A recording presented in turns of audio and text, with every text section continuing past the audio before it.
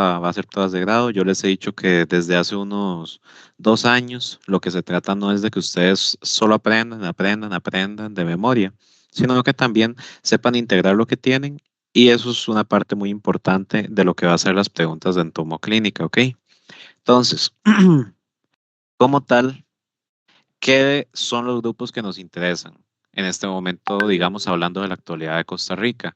Yo no los voy a poner a, a que se aprendan cosas que no tienen sentido que se aprendan. Por ejemplo, a ustedes no les importa saber cuál es el cien pies más venenoso de Costa Rica. ¿Por qué? Porque uno ve un caso de eso cada 10 años.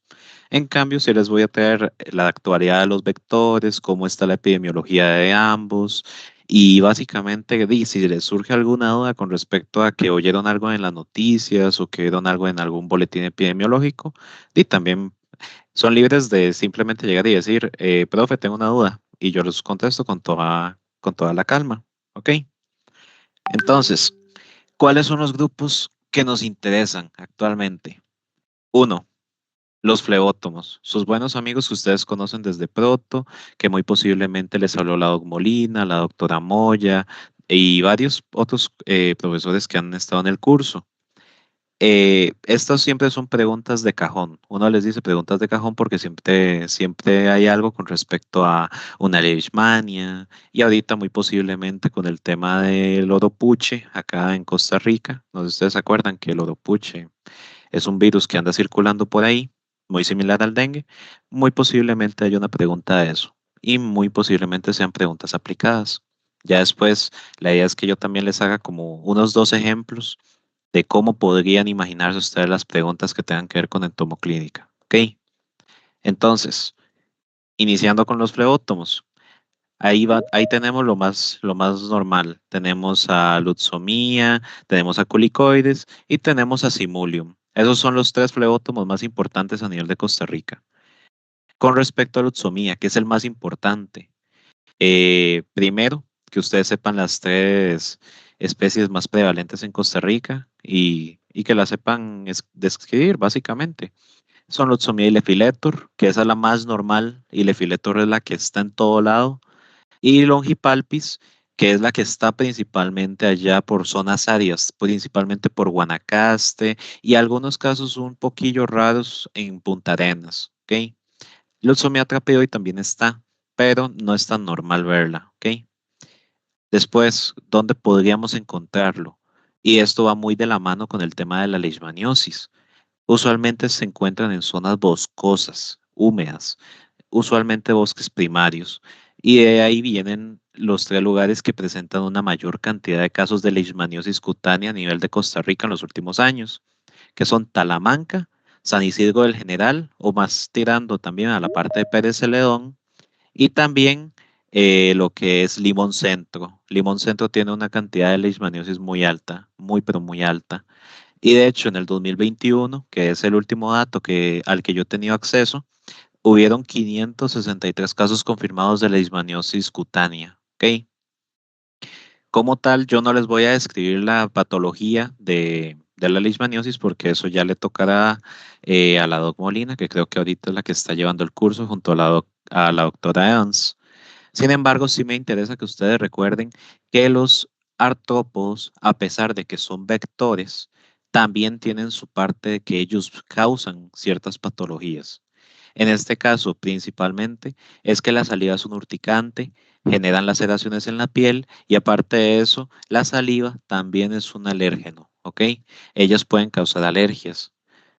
Es muy raro porque hay que estar constantemente siendo cortado, picado por los artrópodos, pero ellos sí generan alergias muchas veces.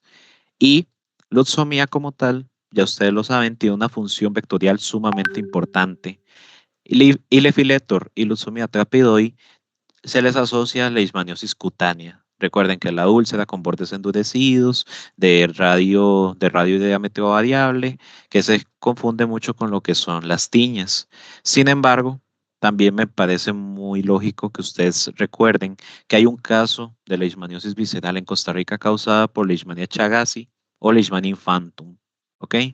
Y a este se le asoció a un área en la cruz Guanacaste y se determinó que el vector fue Lutzomia longipalpis. ¿Ok? Entonces, ya tenemos la epidemiología, tenemos la enfermedad y tenemos el papel de la lutzomía. Como tal, a mí no me llama la atención que ustedes lo identifiquen. O sea, no es como que en una pregunta nosotros les vamos a decir, dígame las tres características más importantes de la lutzomía. Di, eso no es importante en general, a menos que ustedes vayan a la parte de vigilancia epidemiológica en Costa Rica. Lo que nos importa es que ustedes sepan asociar el vector con la enfermedad, con las zonas endémicas. ¿Ok? Y esto siempre, sí se los Profe, pongo en... Sí. disculpe por interrumpirlo. Es que teníamos una duda. ¿Será que al final del centro usted nos podría facilitar ese documento? Bueno, no sé, sin ningún compromiso. Sí, sí, yo se los puedo facilitar, no hay ningún problema. Muchísimas gracias, muy amable. Con mucho gusto. Entonces, sí, lo que uno nunca ve en entomoclínica es el hecho de que todo está muy relacionado. Entonces, digamos, a este cuadro y todos los cuadros que vamos a ver adelante, yo se los hago para que ustedes sepan que no es simplemente saber que en Costa Rica hay dengue, que en Costa Rica hay malaria, por ejemplo, sino saber por qué hay dengue, por qué hay malaria y por qué las zonas que tienen malaria y dengue son tan importantes si hay un caso muy alto, perdón, una tasa de infección muy alta. ¿Ok?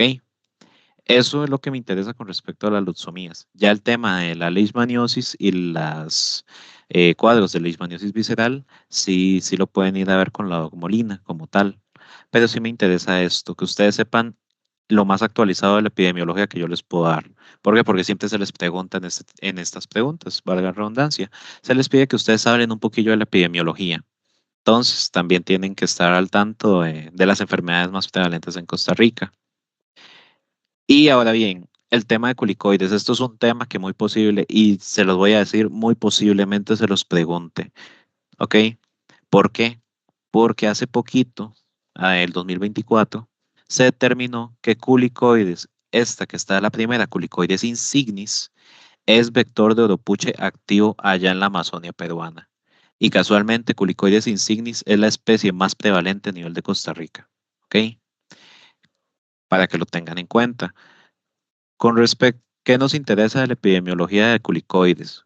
Que ustedes sepan que se encuentran principalmente en zonas donde haya agua salada, principalmente manglares, playas, y hay algunas especies que inclusive se han adaptado al entorno de los cafetales. Varias áreas que son de importancia son La Fortuna, allá en San Carlos, Cañas en Guanacaste y principalmente la provincia de Punta Arenas. Hay mucha incidencia a nivel de lo que son zonas de manglares en la frontera con Panamá, por ejemplo. La misma patología, la saliva de ellos puede ser alérgica, puede ser un alergeno y el aparato cortador va a generarnos laceraciones en la piel. Yo creo que varios hemos estado en la playa, felices, disfrutando del mar, y cuando llegamos estábamos todos llenos de picaduras. Esos son purrujas, esos son los curicoides. ¿Ok? Y acá sí me interesa esto, que son vectores biológicos de manzonelosis.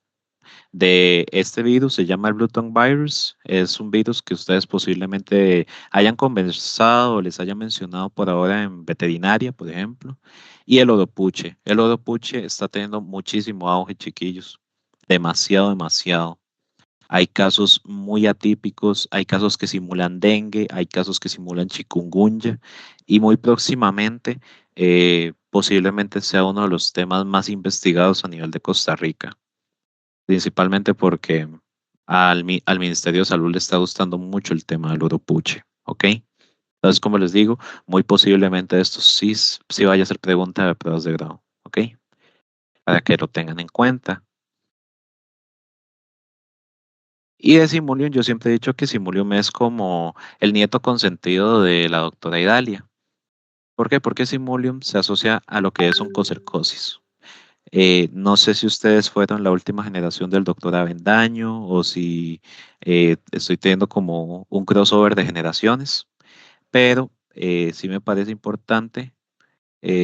Ok, esto está mal escrito. Cuando yo se los pase, se los voy a corregir. No es panamensis, es Simulium panamense. Y Simulio metálico creo que es el que más están relacionados ustedes.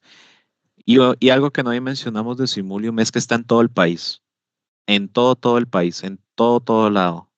Uno usualmente piensa que no, pero hay un estudio creo que fue Rodrigo Celedón o fue Mario Vargas, que cogieron un río, mínimo un río de todas las provincias de Costa Rica y en una cantidad de 50 ríos, en todos los ríos lograron aislar mínimo un Simulium. ¿Ok? Para que lo tengan en cuenta. Y esto es muy importante. No hay oncocercosis en Costa Rica. No hay. ¿Ok? ¿Por qué? Se cree que es un tema propiamente de lo que es la contaminación de los ríos, específicamente el río Ciruelas, allá en Alajuela, que tiene un clúster de Simulium muy grande. Pero se cree que el vector sí se ha logrado adaptar a la contaminación y en este caso el Oncocerca volvulus no. Entonces, la importancia clínica de Simulium en Costa Rica va más que nada al tema de las alergias. ¿Ok? Y muy importante recordarles que en todo nematocera, lo que son flebótomos, mosquitos, solo las hembras tienen importancia médica. Si en una pregunta de la prueba escrita se les pone que es un mosquito, pero tiene antenas plumosas, ya ustedes están en las capacidades de decir, no hay caso clínico, porque no es un mosquito que sea matófago. ¿Ok? Para que también vean el hecho de que acá sí importa mucho si son hembras o machos. ¿Ok? Ahora bien, este sí es el tema más fuerte de todo, que es el tema de los mosquitos. Se cree que los mosquitos causan aproximadamente 1 millón de muertes al año con las enfermedades que ellos transmiten. Y ustedes ya saben que Costa Rica es un país tropical con un clúster de mosquitos demasiado grande y muy posiblemente, eso sí no lo sepa, muy posiblemente, pero en los últimos años se han descrito alrededor de 300 nuevas especies en Costa Rica, con todo lo que es que los parques nacionales abran las puertas a la investigación, se están haciendo muchos descubrimientos, ¿ok? Muchas especies que antes no se conocían y ahora casualmente sí se conocen, ¿ok? Eh, entonces, ¿qué nos interesa? Nos interesa lo que es Culex, que ustedes ya lo conocen. Ese desgraciado que usualmente uno está durmiendo y de repente comienza a escuchar un mosquito dando vueltas por todo el cuarto. Ese es Culex. Aedes, que igual a eso ustedes ya lo conocen, vector de Zika, dengue, chikungunya y fiebre amarilla del ciclo urbano. Anófeles, vector de la malaria. Ustedes saben que antes Costa Rica era una zona donde se erradicó la malaria, pero eh, de ahí, por temas de migración principalmente, volvió. ¿Ok? Entonces, para que tomen eso en cuenta. ¿Qué me interesa de esto? Que ustedes igual asocian vector, patología, epidemiología. ¿Ok? Por ejemplo, con respecto a Culex, que se sepan algunas especies, las que más están en Costa Rica y la que más importa a nivel nacional es Culex quinquefasciatus. Culex quinquefasciatus, eso muy posiblemente ustedes no lo hayan visto, pero eh, la taxonomía cambió. Ahora se habla de un complejo Culex quinquefasciatus o Culex pipiens, ¿ok? ¿Qué es un complejo? Son varias especies muy similares morfológicamente que solo se diferencian por biología molecular. Yo sé que ustedes recuerdan mucho de genética y recuerdan que tiene muchas aplicaciones. Ahora se está haciendo principalmente biología molecular con nuevas especies. Pero lo que me interesa es que ustedes sepan qué es lo que causa a nivel de Costa Rica. A nivel de Costa Rica, eh, de ahí, Filariasis bancrofti, el Zika. El Zika ya es un virus que no solo se transmite por Aedes, se transmite por Culex también. Hay un estudio muy bueno de esto. Y virus del Nilo Occidental. Hay un caso reportado en Costa Rica. Creo que ese caso fue asociado a la zona de San Carlos, si no me equivoco. Más allá por la fortuna. ¿Ok? Entonces, me interesa que ustedes sepan eso. Me interesa que sepan que Culex es uno de los mosquitos más distribuidos en Costa Rica y que está causando, de todas estas tres, la principal y que me importa más porque es algo muy nuevo que se descubrió, es Zika. ¿ok? Para que el Zika no solo lo vean y lo asocien con Aedes, ¿ok? Eso es principalmente lo que me importa. Como tal, recuerden que la morfología es muy cambiante acá. Culex usualmente son mosquitos cafés, con una coloración café, algunos tienen manchas de color blanco, otros tienen una coloración cafezuzca tirando a roja, pero ellos son muy cambiantes, ¿ok? Si nosotros les pusiéramos una pregunta de identificar, les explicaríamos súper bien el tema de la anatomía, ¿ok? Con respecto al género Aedes, estos son mosquitos usualmente de color negro, ¿ok? Negro azabache tirando solo unas cuantas manchitas blancas. Y como tal, tenemos varios en Costa Rica. Los dos más importantes, ustedes ya los conocen de toda la vida, Aedes aegypti y Aedes albopictus. Recuerden que a Aedes aegypti se le dice el mosquito lira, porque tiene un patrón de lira a nivel del mesonoto. Y a Aedes albopictus se le llama el mosquito tigre, porque solo tiene una franja blanca a nivel del mesonoto. Es una línea perfecta, ¿ok?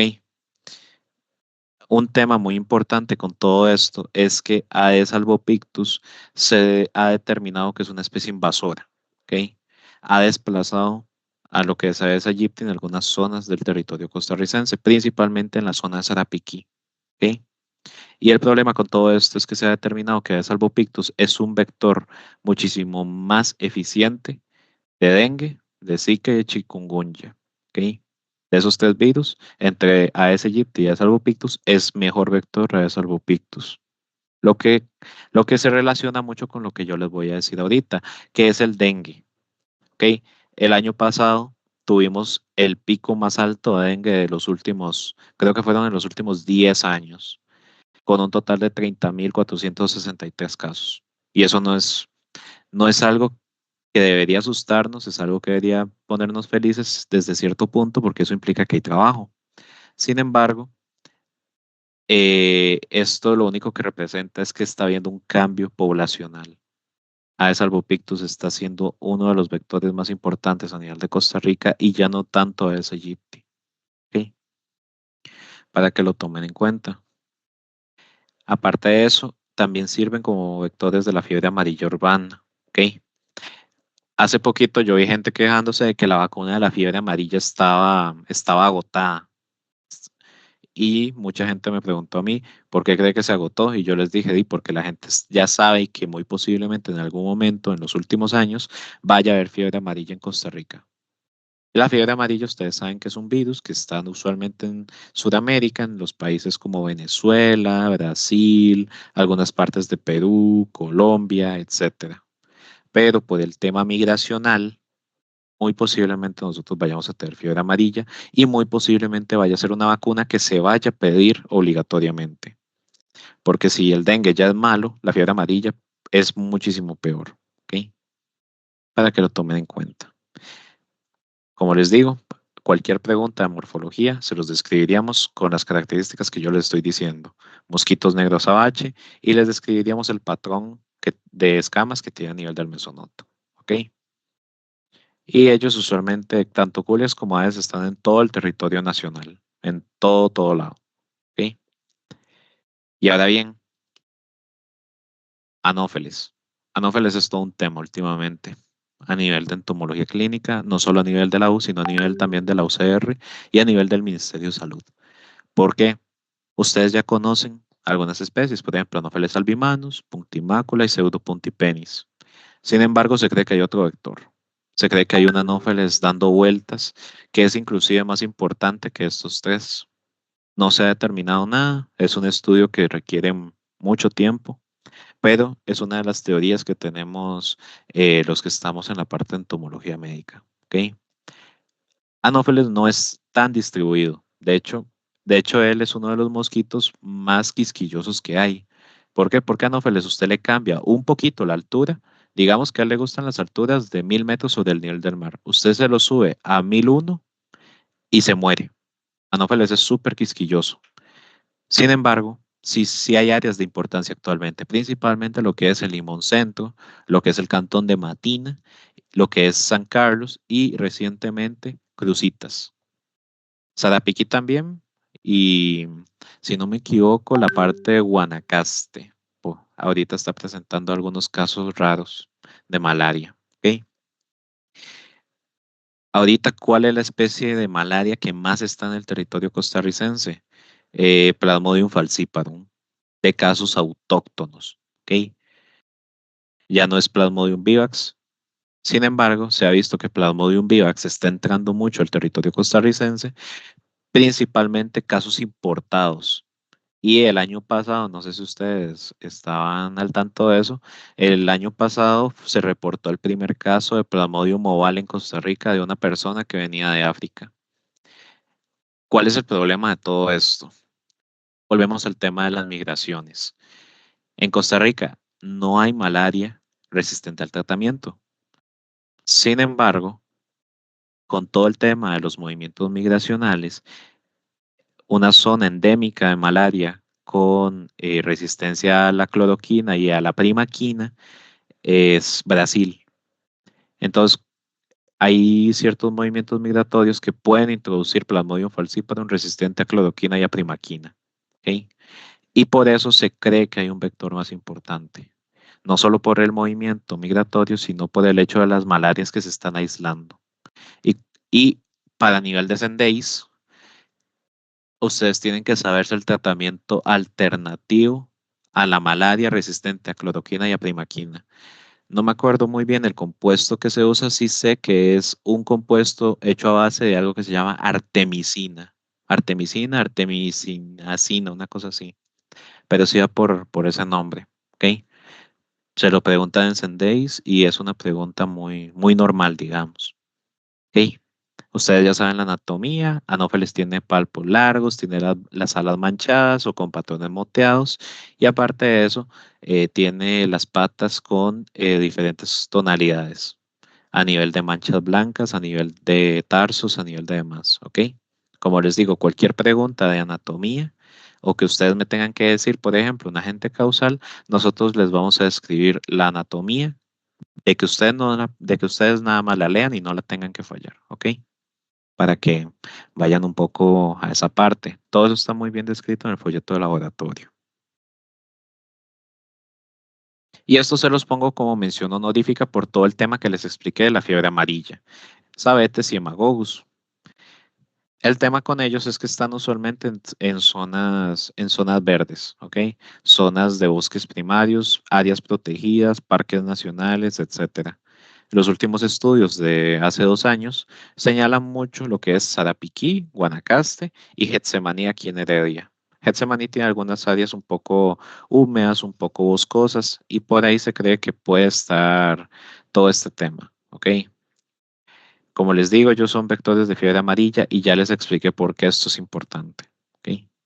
El tema de la fiebre amarilla, muchachos, en serio es algo que tiene asustado al Ministerio de Salud. Todo lo que es la entrada a por Panamá los tiene muy asustados. ¿Ok? Como les digo, esto es un tema muy, muy denso, no se los puedo dar en el poco tiempo que tenemos, pero con que ustedes sepan lo que yo les estoy diciendo, el tema de la epidemiología, el tema de lo que transmiten y el agente causal como vector, ya tienen un 100 en esta parte. ¿Ok? Vamos a ver si hay alguna duda en el chat. Ok, si no veo nada más, vamos a ver. Entonces, pregunta fija. Esto es pregunta fija. ¿Ok? El tema de las miasis es pregunta fija. ¿Por qué? Por lo que es la reintroducción de Coclomium miniborax o el gusano barrenador del Nuevo Mundo. Hay un gusano barrenador del Viejo Mundo que anda dando vueltas allá en Europa y en África, pero lo que me interesa aquí es Coclomium miniborax. ¿Ok? En este caso, yo creo que todos hemos visto una gusanera por Coclomium miniborax. Algunos las hemos visto en vivo, otros las han visto en documentales, otros las han visto en fotos y las típicas fotos que sube Senasa. ¿Ok? Lo que me interesa aquí, que ustedes sepan que son unas gusaneras obligatorias y que son gusaneras agresivas. ¿Ok? En humanos, recuerden que tenemos ya, creo que eran entre 3 a 5 muertes que hubo por gusano barrenador. Pero lo que me interesa es que ustedes sepan que esto es una enfermedad muy, pero muy grave. Son gusaneras altamente agresivas y que generan una secreción rosada olorosa. Esa secreción a uno lo ayuda mucho a hacer un diagnóstico diferencial. Como tal, recuerden que en el tema de las miasis, las larvas son los agentes causales. ¿Ok? Los adultos pueden tener importancia con lo que es ser vectores mecánicos, principalmente con lo que es Escherichia coli, Klebsiella pneumoniae, Toxoplasma gondii, las ameas como entamea histolítica, también lo que es Yardia intestinalis. Cumplen función vectorial mecánica de muchísimos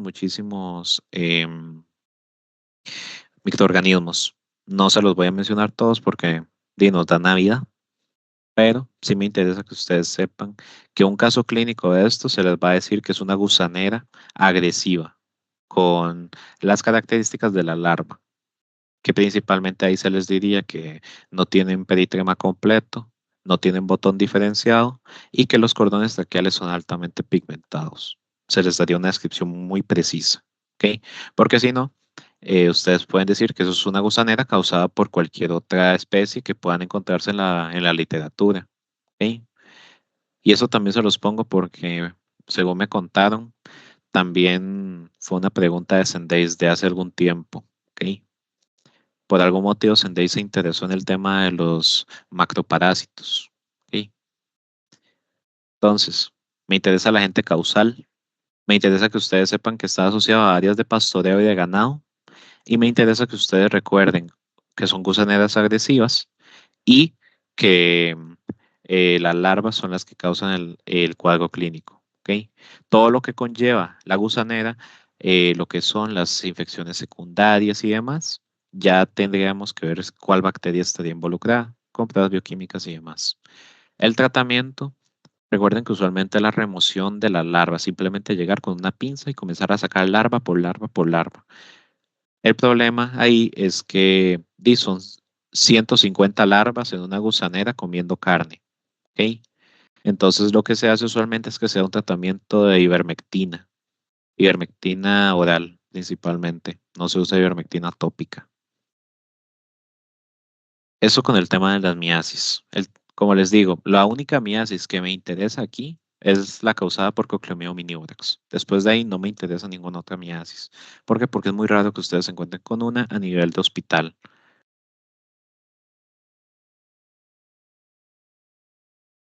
Vamos a ver si hay alguna duda en el chat. No, no parece haber dudas. Ok.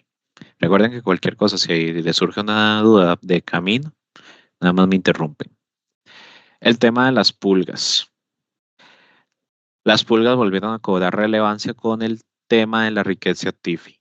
¿Ok?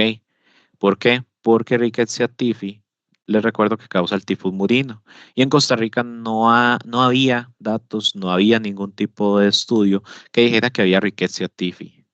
Sin embargo, tuvimos esos 17 casos también asociados a una zona en Alajuela, principalmente.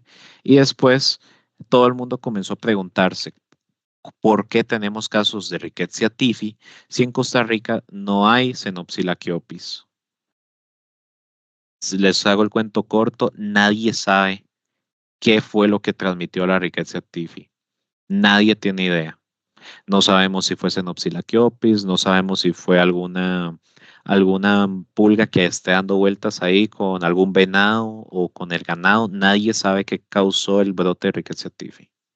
Sin embargo, eso alertó a Inciensa y alertó al Ministerio de Salud de que ahora están saliendo riquecias otra vez. Ya no solo riquecia, sino ahora Rickettsia tifi.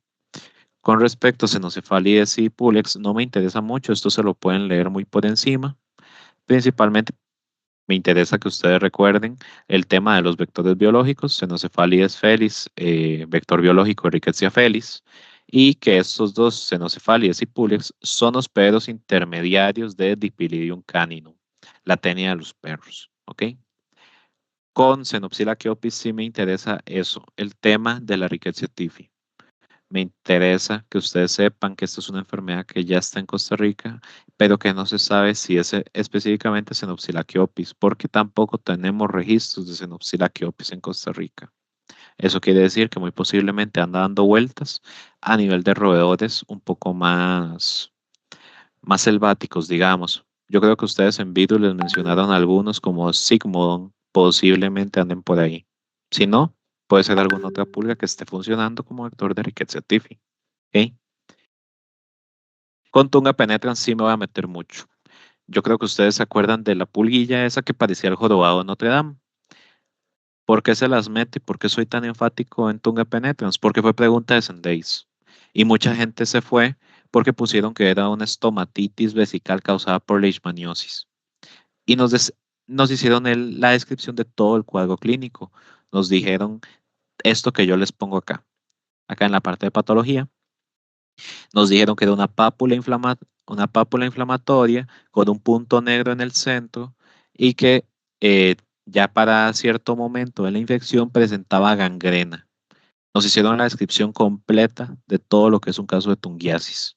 ¿Ok? Entonces sí me interesa que ustedes se lean esto, lo que es la tungiasis, quién la causa. Desgraciadamente la tungiasis ya no es una enfermedad que se vea tanto. Ya es una enfermedad que está muy erradicada, se ve principalmente en zonas alejadas. Por ejemplo, podríamos verlo en pueblos indígenas, podríamos verlo en zonas como Puerto Soleil, por ejemplo. Y me interesa que se vean el diagnóstico. El diagnóstico usualmente se hace por la historia clínica. Ya cuando tenemos el paciente le hacemos una biopsia o podríamos hacerle un raspado para intentar aislar las pulgas, ¿ok? Porque recuerden que la tungiasis es un cuadro que se da a nivel de la subdermis. La pulga literalmente comienza a escarbar en el pie de la persona y genera lo que es el cuadro de tungiasis, ¿ok? Como les digo, esta fue pregunta de Sandeis de cuando yo lo hice hace un año, ¿ok? Sí me interesa que se lean esto, lo que es la patología. Sí, solo con eso en pulgas, ¿ok? El tema de las sarnas son preguntas, estas son preguntas de cajón. Yo creo que ustedes en sus bancos de preguntas hay varias preguntas asociadas a lo que es Demodex, a lo que es Sarcoptes scabiei y demás, ¿ok? Perdón. ¿Qué me interesa de las sarnas? Que ustedes sepan diferenciar qué tipo de sarna es. Recuerden que existen las sarnas foliculares y también existen las sarnas sarcópticas causadas por Sarcoptes scabiei. Entonces, recordar que las especies de Demodex que tenemos nosotros en la cara, principalmente, son Demodex folliculorum y Demodex brevis. Se diferencian principalmente por la longitud, ¿ok? Eso no es necesario. Como les digo, son ácaros comensales del cuerpo, pero llegan a ser un parásito facultativo, ¿ok? Si se dan las condiciones, ellos van a pasar a generar patología. ¿Cuáles son las patologías asociadas? Eso sí me interesa. Lo más normal, la rosácea. Yo creo que todos conocemos a alguien, mínimo una persona que tiene rosácea, ¿ok? Usualmente son personas que a nivel de los cachetes o a nivel de la frente presentan áreas de eritrema y esto genera muchísimo, pero muchísimo prurito. Los que tenemos rosácea, cuando tenemos un ataque de rosácea muy fuerte, usualmente se nos ve la cara como si nos hubiéramos pasado una hoja de ciprés y fuéramos alérgicos, ¿ok? Se nos hace una mancha que parece lupus, literalmente, ¿ok? Ya cuando tenemos un caso grave, se nos genera un absceso, ¿ok? Los abscesos yo creo que ustedes los conocieron cuando llevaron Bacte con las bacterias anaerobias, ¿ok? Que literalmente son bolsas de pus que se nos hacen a nivel de la piel y eso comienza a proyectarse a nivel de la dermis, ¿ok? Sin embargo, esto es muy raro. Que uno llegue a un caso de absceso demodésico es súper, súper raro, ¿ok? Pero pasa.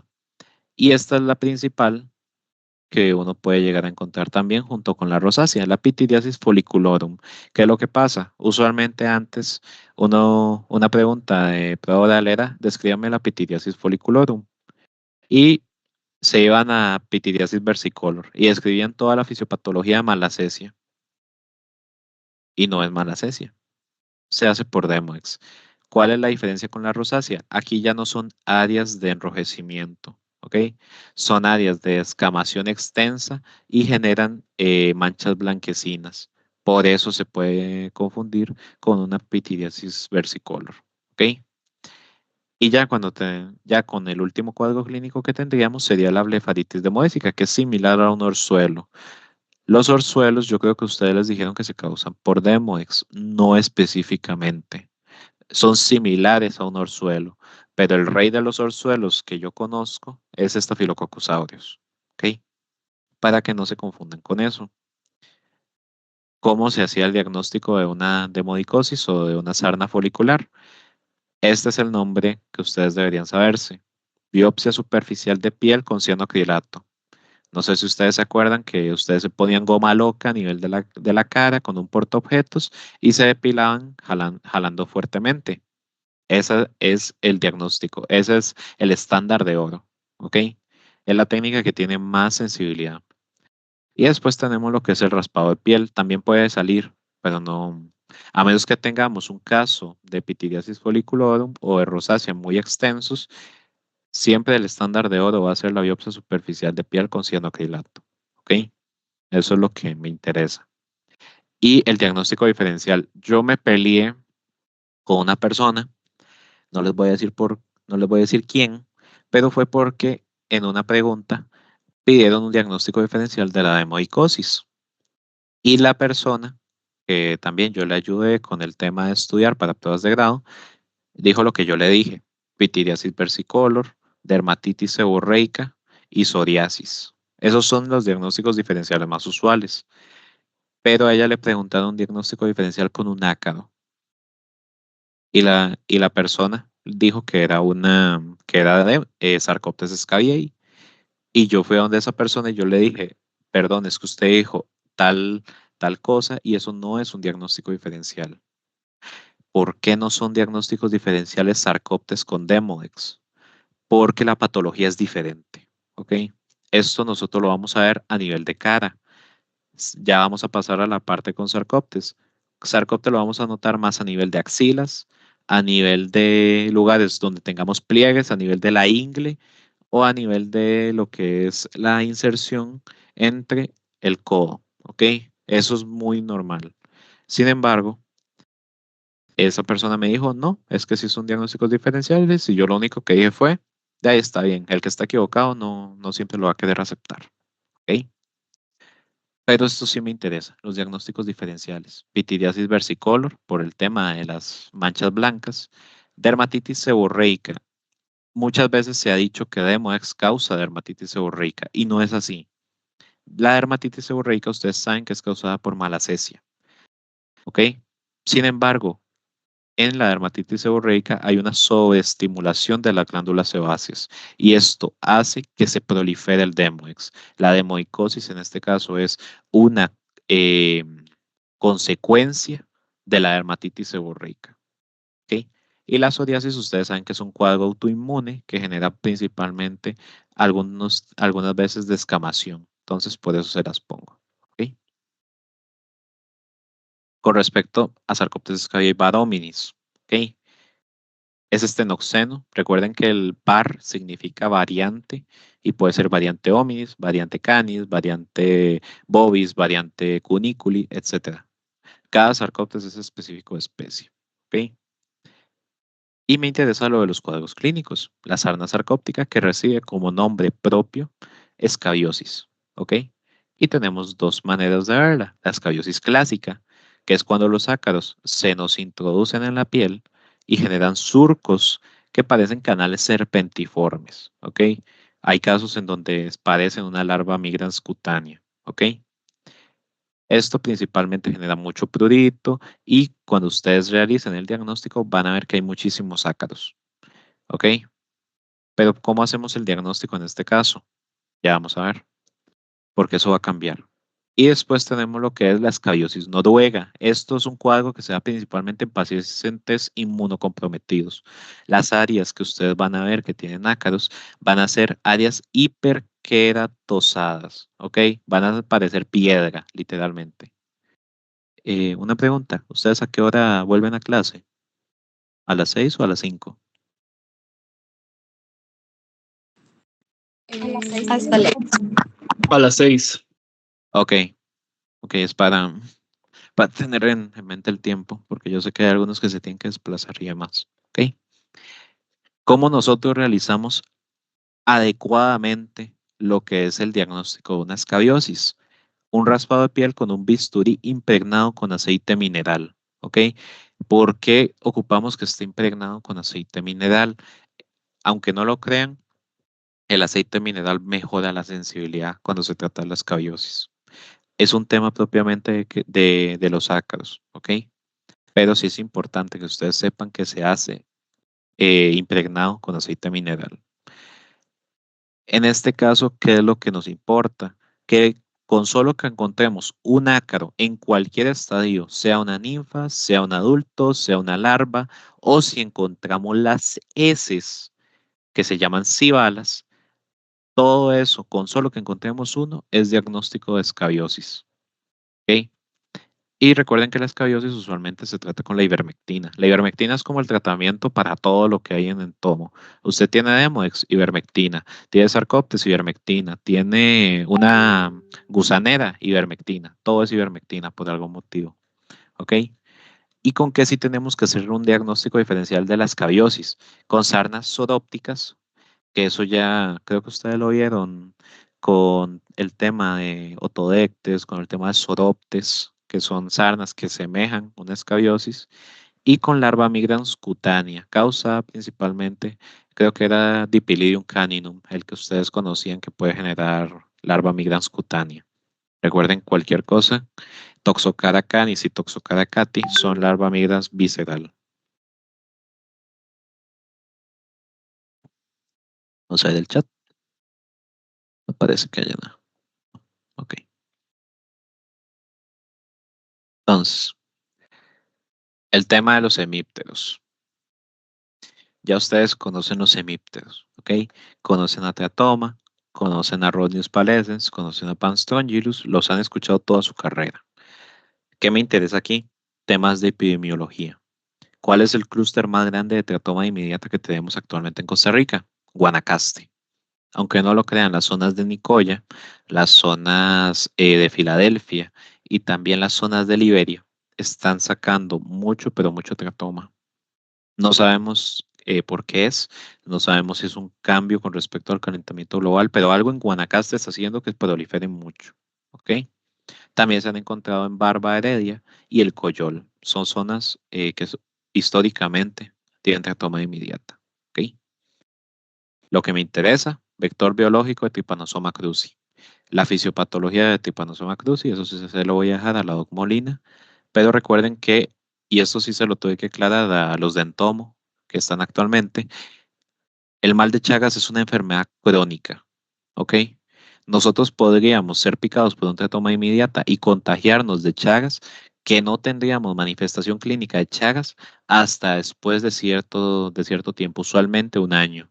Es cuando uno empieza con lo que es eh, la manifestación clínica de Chagas, ¿ok?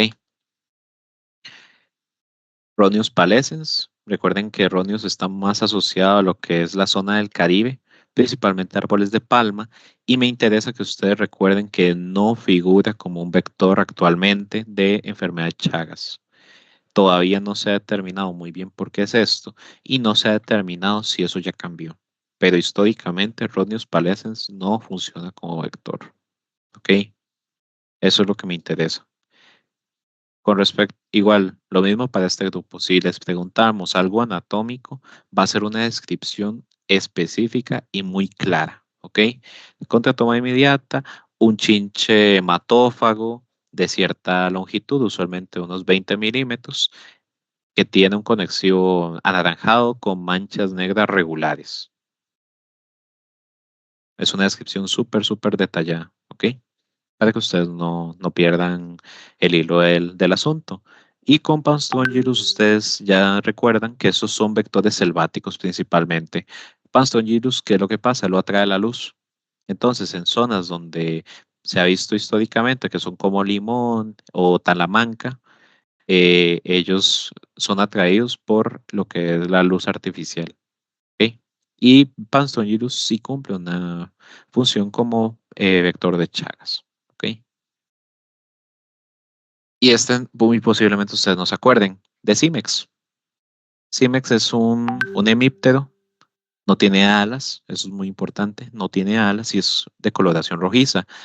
No sé si ustedes se acordarán del nombre de los alepates o de los chinches de cama. Estos son los Cimex, ¿ok? Y ellos como tal no son vectores, ellos generan un cuadro clínico que se llama la simicosis, ¿ok? Usualmente, ¿cómo se ve esto a nivel de clínica? Vamos a ver un paciente que tenga muchos piquetes con poco relieve y que causa un prurito intenso. Son más o menos, uno puede tener 50 picaduras en un solo brazo. He visto casos de superinfección donde más bien ellos son hematófagos, entonces generan anemia ferropriva. Entonces, acá ya uno no solo está viendo en tomo, sino que también tiene que recordar cómo es que se ve una anemia ferropriva a nivel de lo que es un frotis y a nivel de lo que es el hemograma como tal. Y el diagnóstico usualmente se hace por una historia clínica o, en este caso, los que estamos en vigilancia epidemiológica, tenemos que ir al lugar y hacer un aislamiento de los alepates. Nosotros tenemos que ver dónde están, si están en el colchón, si están en el sillón, en la mecedora o si están en los rodapiés o bajo un mueble. Eso es lo que es eso principalmente para que vean cómo se diagnostica. Y muy importante, no son vectores de nada. No, ellos no cumplen funciones vectoriales. ¿Ok? Por favor, tengan muy en cuenta todo lo que es un vector, porque de ahí uno dice, puede pasar, pero hace poquito me pusieron que teratoma inmediata era un vector biológico de leishmaniosis. Y de ahí, eso más bien a uno lo asusta. ¿Ok? Para que tengan en cuenta todo lo que yo les estoy mencionando, de qué transmite qué. ¿Ok? Y estoy seguro que ustedes se acuerdan que había una marcha analítica. Esto es pregunta de cajón. Usualmente sí se les pregunta cómo nosotros hacíamos una marcha analítica de teatomino. Imaginemos que ya tenemos nuestro título, ya tenemos nuestra plaquita que dice microbiólogo número 3000 y estamos en Guanacaste, allá en el EVAIS de la Cruz. Y nos llega un teatomino vivo. Nos llega una persona, me dice, esto me picó. ¿Qué hago? Primero tenemos que determinar qué es, si es hematófago o no. Si es un fitófago que se alimenta de plantas o es un entomófago que se alimenta de lo que es artrópodos, ahí termina el análisis. No tiene nada de malo. Sin embargo, si es un hematófago, puede ser cualquiera de estos tres: teratoma inmediata, Pansongylus o Rodnius. ¿Hay otros? Sí, pero son los que nosotros vimos en el curso. ¿Ok? Una Entonces, pregunta, ¿los fitófagos también pueden picar? los fitófagos sí pueden picar, pero Ah, no es usual. Ellos lo harían principalmente porque los agarramos y ellos ocupan defenderse, ¿ok? Sin embargo, no te va a doler tanto como si te picara un hematófago o si te picara un entomófago. Entonces, digamos que determinamos que es un hematófago. Tenemos que llegarle por lo menos al género o, si podemos, a la especie. ¿Y eso cómo lo determinábamos? Por la posición de las antenas con respecto al ojo. O si tenemos a la mano una guía taxonómica completa. Recuerden que en este caso, triatoma, ya sea triatoma inmediato o triatoma dispar, tienen las antenas de posición medial con respecto al ojo. ¿Ok? Ellas están a una distancia medial. Rodnius, ya sea Prolixus o Rodnius palescens, que acá está, Rodnius prolixus, las tienen en posición distal. ¿Ok? Y Panstongylus las tienen en una posición proximal. Así podemos llegarle mínimo al género. Entonces, digamos que ya determinamos que es un hematófago y digamos que es un teratoma inmediata. Entonces tenemos que hacerle el masajeo al triatomino para sacarle las heces y determinar si tiene tripanosoma. Y si es Rhodnius prolixus, tenemos que llamar al Ministerio de Salud y a Inciensa. ¿Por qué? Porque recuerden que Rhodnius prolixus no debería estar en Costa Rica. Hay algunos aislamientos dudosos en estos últimos años, pero no debería estar. Si encontramos un Rhodnius prolixus, tenemos que llamar al Ministerio de Salud, ¿ok? Para que ellos hagan una investigación de eso. Entonces, ya le realizamos el masaje abdominal o en el caso de que no queramos hacer el masaje abdominal, podemos hacerle una disección del intestino. Esto se hace mucho a nivel de Inciensa, por ejemplo, ¿ok? Y lo miramos al fresco.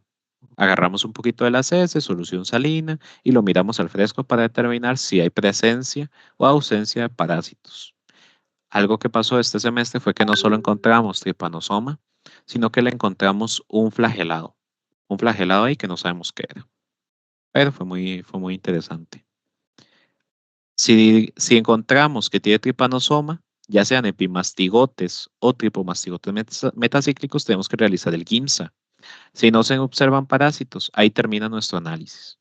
Eso quiere decir que no está siendo vector. ¿Ok?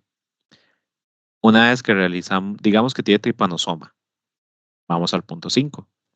Realizamos el GIMSA, ustedes ya se acuerdan si saben cómo hacer un GIMSA, y realizamos el conteo parasitario. En el caso de que solo encontremos epimastigotes, no hay un riesgo de infección, pero sí se le podría realizar biología molecular para determinar el origen de la sangre, si es de un pollo, si es de un humano, si es de un cerdo, de una vaca, podríamos hacer eso, ¿ok? En el caso de que encontremos epimastigotes y tripomastigotes metacíclicos, que recuerden que el tripomastigote metacíclico es la forma infecciosa para el humano, tenemos que realizar el conteo de todas las formas parasitarias que haya en el GIMSA. Tenemos que contar todas y cada una y hacer lo que es el cálculo del porcentaje de metaciclogénesis, que acá yo les pongo la fórmula, que es el número de tripomastigotes metacíclicos entre el total de parásitos por 100. El total de parásitos, recuerde que tienen que meter epimastigotes y tripomastigotes. Y tenemos que calcular la tasa de metaciclogénesis, que es el número de tripomastigotes metacíclicos entre el número de epimastigotes. Usualmente nosotros solo vamos a encontrar epimastigotes, pero eso ya depende propiamente de la metaciclogénesis que tenga como tal el individuo, ¿ok? Y una vez que hacemos estos cálculos, nosotros tenemos que enviar un reporte a Inciensa, de ser posible, con el triatomino. Se los envían a ellos y ellos van a realizar todo esto también, solo para ver que uno no haya metido las patas en algo, ¿ok? Pero esto sí es muy importante, se tiene que mandar un reporte a Inciensa porque Chagas es una enfermedad de reporte obligatorio a nivel epidemiológico, ¿ok? Y después de eso, acá les pongo, ustedes pueden hacer toda esta marcha o pueden ahorrarse el tiempo y mandar el triatomino directamente en Cienso, ¿ok? Lo mejor sería que ustedes hagan toda la marcha analítica, ¿ok? Esto es pregunta casi que siempre se las hace, ¿ok? Y vean que hasta les puse los colorcitos verdes y demás. Y ya para finalizar, lo que yo les traje para este centro, que son, como les digo, estos son los grupos que me interesa que ustedes se aprendan y que vean, ¿ok? El tema de los otros taxones, los que causan patologías, ¿ok? Entonces, a nivel de himenópteros, todo lo que es avispas y abejas, me interesa Apis mellifera específicamente. Esto se los pongo para que recuerden que existen. La hormiga bala, Pepsis, que es el calenturón, pero me interesa esto de la abeja melífera. No sé si ustedes se acuerdan, hace poquito, hace como 1 o 2 días, hubo un caso de picaduras de abeja, creo que fue en Pavas. Nosotros tenemos actualmente 1.336 casos de picaduras de abeja. ¿Ok? Para que vean la dimensión de todo esto. Son casi la misma cantidad de casos de dengue que llevamos actualmente. ¿Ok? ¿Qué es lo que me interesa? Que ustedes recuerden que son reacciones de hipersensibilidad tipo 1. Yo sé que ustedes se acuerdan mucho inmuno. Entonces, una hipersensibilidad tipo 1 es aquella que era dada por IgE principalmente, donde actúan la interleuquina 5, que es la reclutadora de eosinófilos, y también lo que son mastocitos, los mastocitos que liberan histamina. ¿Ok? Acá se los pongo. Cómo se ve una picadura que ya empieza a ser importante.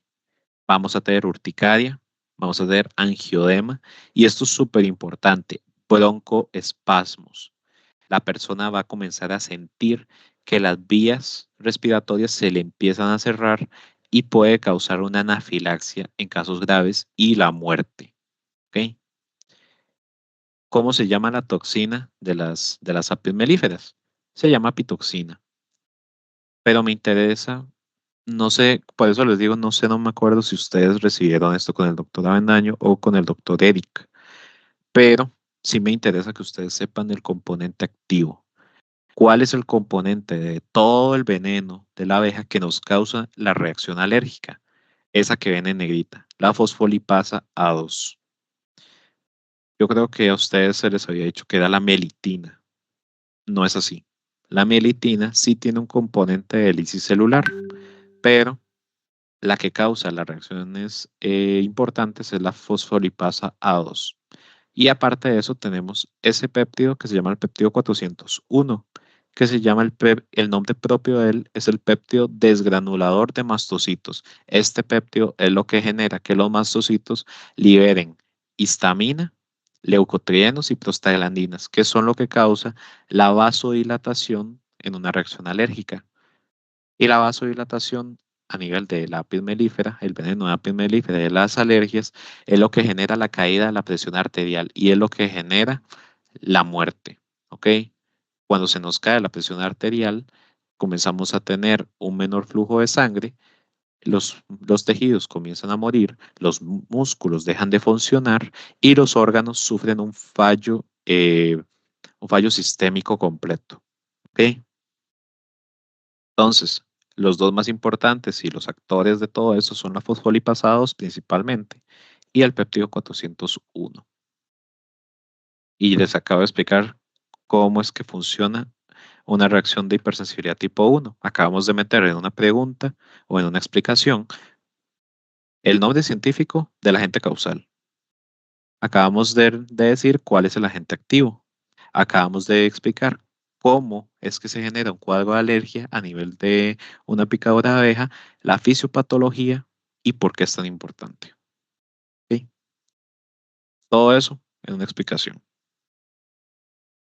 Como les digo, la apis mellifera es la que me importa, porque es la que está teniendo casos. Los coleóptera. Se los pongo también porque fue pregunta de Sendeis de hace unos 3 años, creo que fue. 3 años, 4 años. Les plantearon un caso clínico y se les dijo que se encontró uno de estos, un Staphylinide. Ustedes se acuerdan de Paderus, el que era, el que era un coleóptero negrito con rojo, ¿ok? Yo le digo que es el liguista porque de ahí está acostumbrado a perder, pero era la descripción que les daban a nivel de Sendeis, ¿ok? Era un coleóptero pequeño, de unos 10 milímetros de largo, de color rojo y negro. Y el cuadro clínico asociado a los meloidae, a los meloe y a los Staphylinide es la dermatitis versicante. ¿Cómo vemos nosotros una dermatitis versicante? Vamos a tener eritrema y sensación de ardor. Vamos a tener un edema y va a generar muchísimo prurito. Y esto es lo importante, por algo se llama versicante, porque vamos a tener vesículas y ampollas. ¿Ok?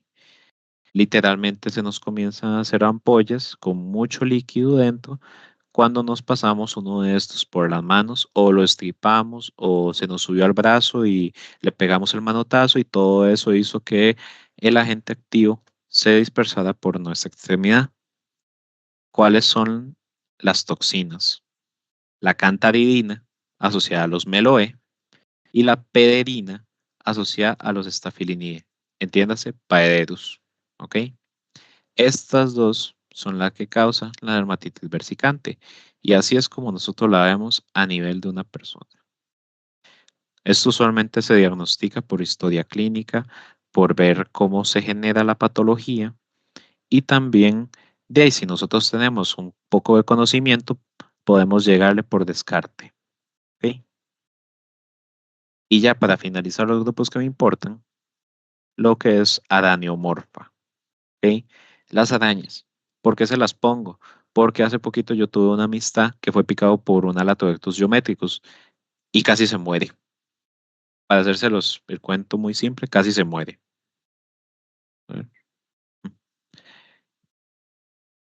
¿Por qué? Porque le dio una reacción alérgica y comenzó a generarle gangrena donde lo picaron. ¿Ok?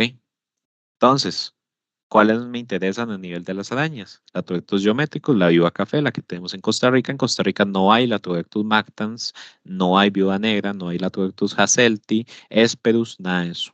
¿Ok? Y tenemos la famosa bananera, que ya tenemos dos especies reportadas en Costa Rica. La que ustedes posiblemente recuerdan, Phoneotra pilata, y la nueva, Phoneotra boliviensis. ¿Ok? Ninguna de estas es capaz de causar muertes, o por lo menos no si no somos alérgicos. ¿Ok? ¿Cómo se llaman los cuadros clínicos? Latrodectismo y foneutrismo. Son lo más normal que tenemos acá. ¿Ok? ¿Cómo nosotros veríamos un cuadro de aracnicismo? ¿Ok?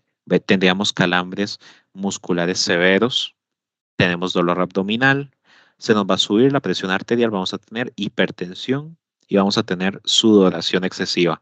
Y algo muy interesante es que cuando nos pica una bananera, los hombres vamos a sufrir de priapismo. ¿Ok? Vamos a tener una erección dolorosa durante unas 2 horas aproximadamente. ¿Ok? Y el tema con las toxinas. Para la Latrodectus geometricus, vamos a tener la alfa-latotoxina. Eso ustedes ya la conocían, es una toxina que actúa a nivel de los canales de sodio-potasio. ¿Ok? Lo que hace es que los deja abiertos y es lo que causa principalmente los calambres y dolores musculares severos. Y con respecto a la foneútera, vamos a tener estas dos toxinas, la toxina 2,5 y la toxina 2,6. ¿Ok? Esto varía entre especies, varía la cantidad y la concentración. ¿Ok? Pero estas dos toxinas son las principales. ¿Ok? Este es todo el cuadro que yo les había preparado. Como les digo, estos son los grupos que más me interesan. Ahora bien, me interesa que ustedes sepan cómo podríamos preguntar esto a nivel de prueba de grado oral. ¿Ok? Entonces yo aquí, ¿están viendo esto? Sí, Sí. Tidox. Excelente. Estos son ejemplos que yo les preparé para que ustedes vieran cómo podríamos preguntarle esto en una pregunta oral. ¿Ok? Entonces, lo más posible es que sean casos clínicos para que ustedes comiencen a hacer todo el análisis que se espera que ustedes hagan. ¿Ok? Entonces, con la pregunta 1, leámosla. Hombre masculino de 54 años llega al centro médico con aparente debilidad, náuseas y en extremidades se ven muchísimas picaduras pequeñas con relieve de unos 3 milímetros de diámetro. Al inspeccionar la casa, se encuentran insectos hemípteros, ápteros con coloración roja y un austelo evidente de unos 7 milímetros de largo. Responda. Posible agente causal, cuadro clínico asociado, inmunología de un caso alérgico y posible complicación de una superinfección. ¿Ok? Entonces vayamos haciendo el análisis. Ya se nos está diciendo que tiene muchísimas picaduras pequeñas. Y yo les había dicho que había un hemíptero que no tiene alas, coloración roja y que tiene un ostelo evidente que puede generar unos hasta 50 picaduras en una sola parasitosis. ¿Cuál creen ustedes que podría ser ese insecto? Sí, ¿me entiendes? Exactamente. Entonces, perdón. Ok, no vi que tenía esa pregunta. Con respecto a las marchas analíticas de larvas de mosquito y moscas, ¿eso lo preguntan de forma específica o es mejor repasarlas para tener claras las características de cada una? En este caso, no, no les vamos a preguntar marchas analíticas de mosquitos o moscas. ¿Ok? Eso es muy largo, muy pero muy largo. Como les digo, lo que yo les expliqué es lo que me interesa. Ya propiamente, ustedes van a tener que ver toda la morfología de los grupos que yo les presenté, pero en este caso no les vamos a preguntar las marchas analíticas de moscas ni de mosquitos. ¿Ok? Lo que nos interesa, como les digo, son casos clínicos aplicados. Espero haber contestado tu pregunta. Entonces, exactamente, posible agente causal, Cimex. Y déjenlo en Cimex. Si ustedes quieren decir las especies, están en su derecho. Pero ya con Cimex uno es más que feliz. Cuadro clínico asociado. ¿Cómo se llama el cuadro clínico que causan Cimex? Simicosis. Exactamente, simicosis. Punto. ¿Ok? Sean seguros y directos con lo que ustedes están contestando. La inmunología de un caso alérgico. Ya aquí es una pregunta de integración, que ustedes recuerden cómo es una alergia. ¿Ok? ¿Cómo me dirían ustedes que es una alergia?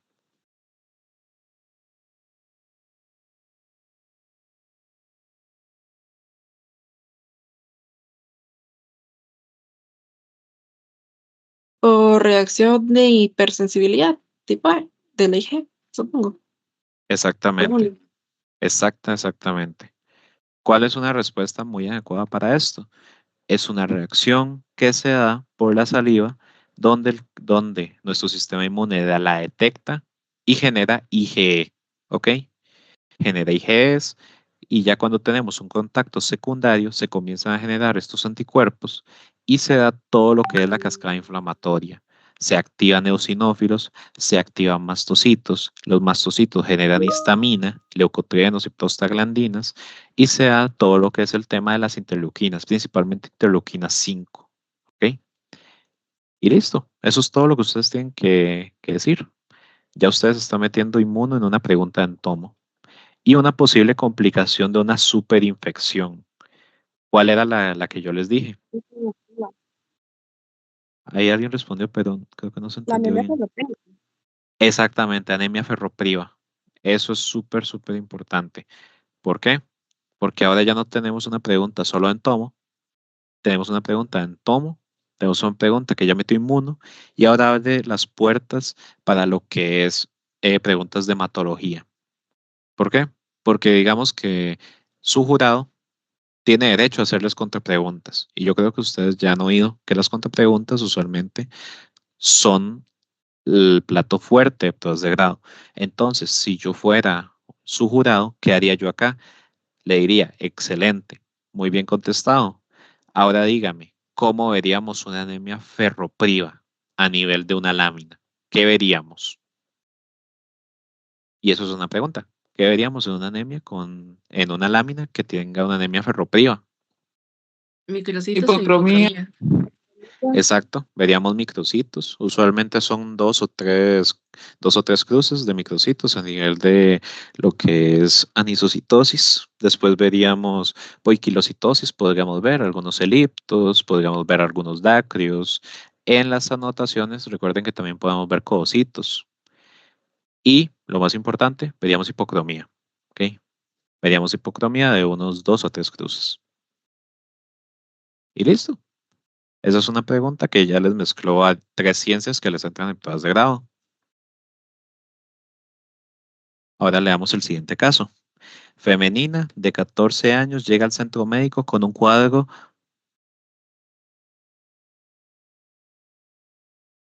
extremo de anafilaxia. No me gusta cómo se los planteé ahí. Con un cuadro extremo de anafilaxia, baja presión arterial y taquicardia. Se trata con epinefrina y se mejora. Uno de los acompañantes le revela que recibieron un ataque de un enjambre de insectos con alas, amarillentos con aguijón y franjas negras en el abdomen. Vean que la descripción es súper específica. ¿Ok? Responda. Agente causal del cuadro. Con esta descripción y este cuadro clínico, ¿qué piensan ustedes? ¿Cuál sería el agente causal? Apis mellifera. Exactamente, apis mellifera. Y listo, ya tienen el primer punto del agente causal. Ahora bien, el cuadro clínico, y la fisiopatología. ¿Ok? ¿Cómo ustedes dirían que es este cuadro clínico?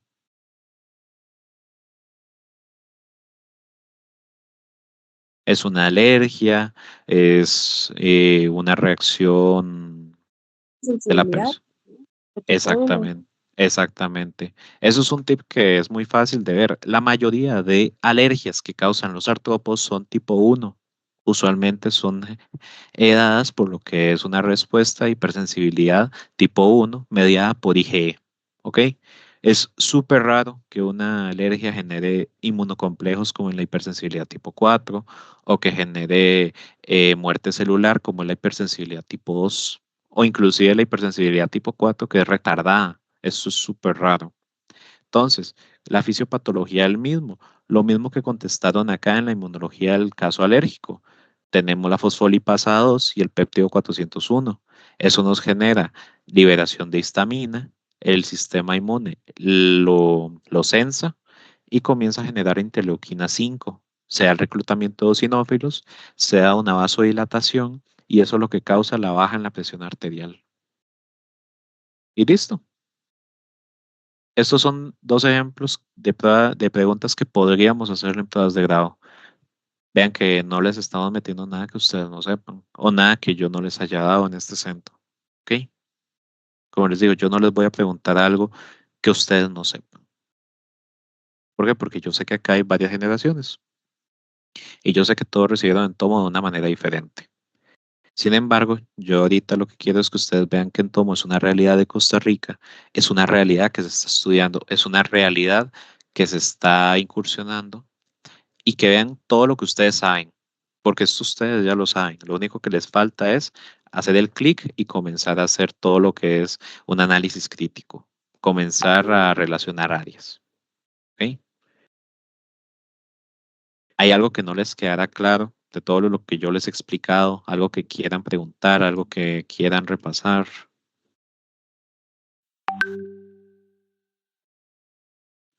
Yo nada más tengo una consulta. Consulta. Sí. Entonces, digamos, con respecto como a la morfología, ¿verdad? No es usual como que ustedes me la pidan a mí y que yo se las tenga que decir, sino más bien como que ustedes me van a describir, ¿verdad? Exactamente. Nosotros, en este caso, los de Entomo, que somos actualmente Eric y yo, no nos interesa que ustedes sepan describirnos las cosas. ¿Por qué? Porque esto es básicamente que ustedes lo vean en una lupa. Nosotros les vamos a dar una descripción del insecto detallada para que ustedes me hagan todo el análisis que yo les estoy diciendo. Que si les describimos, por ejemplo, un mosquito negro color azabache con forma de lira a nivel del mesonoto, ustedes sepan que es Aedes aegypti y ustedes digan Aedes aegypti, vector de dengue, Zika, chikungunya. Si les decimos que es un mosquito con palpos largos, patrón moteado en las alas y patrón moteado a nivel de los tarsos, ustedes dicen, ok, es anófeles por el patrón moteado de las alas, vector de malaria. ¿Ok? Como les digo, son preguntas aplicadas y que nosotros les vamos a hacer una descripción detallada. ¿No? Y Súper, todo muchas es, y gracias. con gusto. Y todos estos grupos que yo les expliqué acá es para que ustedes sepan la realidad y de todo esto podríamos preguntarles. ¿Ok? Los demás grupos no me interesan para nada. ¿Ok? ¿Alguna otra duda? ¿Algo que no les quedara Yo claro? tengo una Por pregunta. ejemplo, ok, dime. Bueno, en malaria Ujú. se hace lo del porcentaje de parasitemia. ¿Eso cómo se podría preguntar o cómo podría uno aprendérselo? ¿A uno le darían como valores o En nada es- más es en, explicar la fórmula? no necesariamente. Eso ya suena más como una pregunta de proto, pero digamos, ustedes tienen que saber cómo se reporta la malaria actualmente en Costa Rica. ¿Por qué? No sé, yo creo que yo sí fui generación de la doctora Tati Moya, pero es muy posible que aquí haya personas que no recibieron con Tati Moya, ¿ok? Entonces, a nosotros se nos explicó cómo calcular el porcentaje, cómo calcular los estadios sexuales y no sexuales y cómo reportarlos. Eso ya cambió. De una vez les digo, eso ya cambió. Ahora, ¿cuál fue el principal cambio de todo esto? a nivel de Plasmodium falciparum. ¿Ok? Yo les dije que Plasmodium falciparum es el que está causando más casos autóctonos en Costa Rica. Ustedes tienen que saber cómo reportarlo. Cómo reportar, por ejemplo, cuántos estadios hay de Plasmodium falciparum, y el tip que yo les doy es que en Plasmodium falciparum solo se reporta los estadios asexuales, y lo que son gametocitos se reporta presencia o ausencia, no se reporta cuántos, se reporta ausencia o presencia. Con lo que son trofozoitos, esquizontes, ahí sí tienen que hacer el cálculo de todos los estadios sexuales y el porcentaje de parasitemia. ¿Ok? Eso, como te digo, ya es una pregunta más de proto. Ah, ok, ok. Saben, entonces como en entomo, si me sale algo malaria, no podría ser, bueno, sí podría ser tal vez una contrapregunta, pero no tan enfocado en eso. Exacto, como te digo, Ok. las preguntas de entomo se van a centrar más en lo que es que ustedes sepan reconocer de qué les estamos hablando, y también que ustedes sepan relacionarlo con las demás áreas. Como te digo, muy posiblemente las preguntas de entomo, de tanto la escrita como la oral, vayan a ser de este tipo. Que nosotros les damos un caso clínico, Ok. y acá a nivel de esta, por ejemplo, que son CIMEX, te pondríamos, el posible agente causal es teratoma inmediata, Rhonius prolixus, Cimex rectularius, Anopheles y Meloe. Eso sería una pregunta escrita. Estos son ejemplos de preguntas orales. No sé si alguien tiene alguna otra consulta.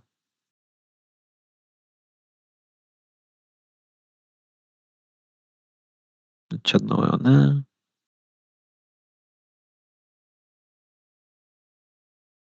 Ok. Si nadie tiene alguna otra consulta, pueden retirarse, no hay ningún problema. Más bien espero que el centro les haya gustado, hayan visto que en Tomo sigue siendo un... Ok, veo una mano levantada. ¿Qué, qué pasó? ¿Quién levantó la mano? Fuera, gracias. Doc, el documento se lo estarías pasando a la compañera Auxi. Exactamente, sí. Yo se lo voy a pasar a María Auxiliadora, y a María Auxiliadora se los comparto a ustedes. Está bien, perfecto. Muchísimas gracias. Con mucho gusto. Cualquier... Muchas gracias, José.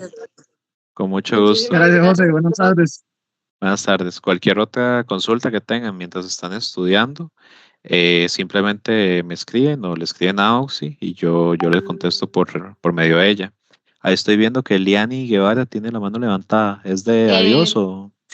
no, sí, es que cuando lo mencionó hace un rato, pues había dicho que la alternativa del medicamento de la malaria, creo que era.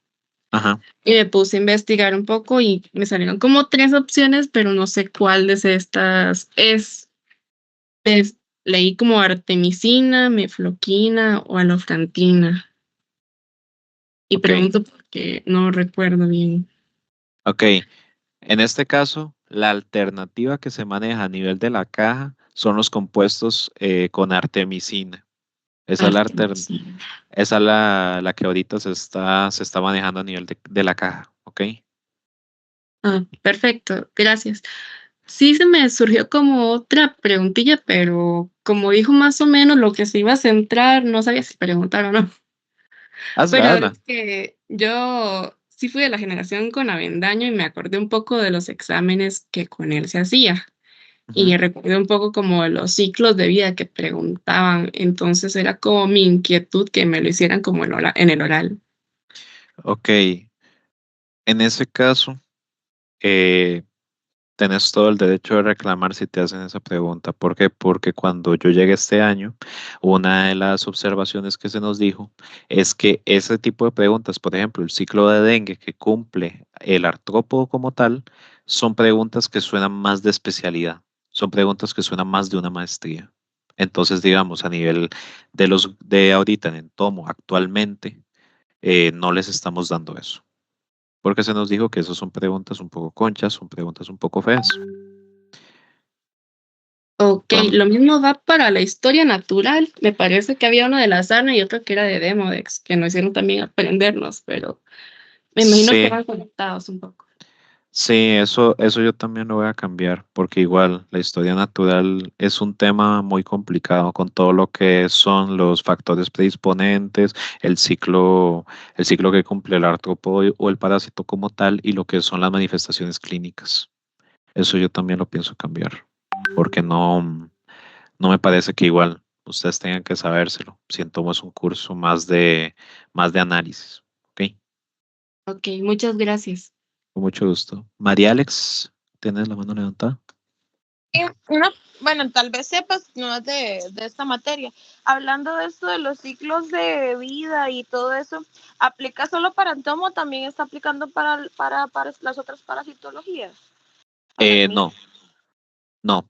Para lo que son, todo lo que es el Mintos y Proto, ustedes sí tienen que saberse los ciclos de vida. ¿Por qué? Porque eso ya, los ciclos que ustedes ven son a nivel del humano, no a nivel de un artrópodo. Ok.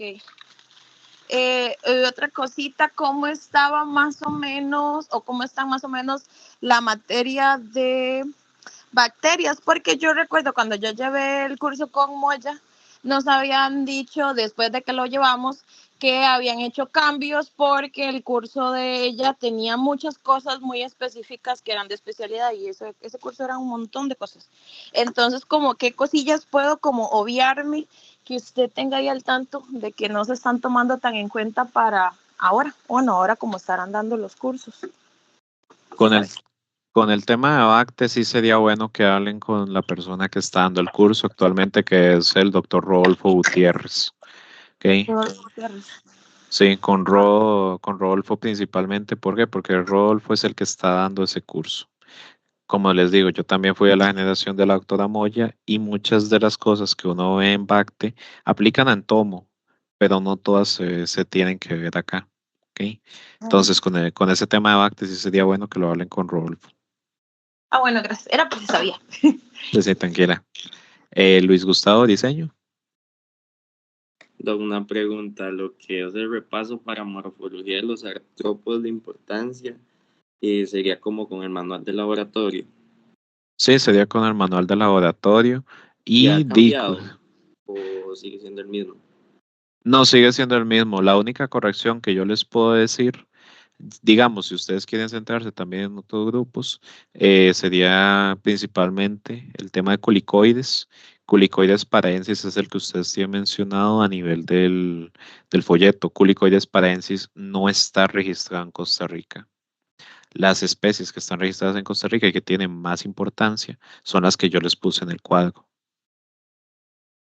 Ok, está bien, gracias. Con todo lo demás, yo he revisado el manual y la morfología está muy bien descrita, la pueden consultar de ahí. ¿Alguna otra duda?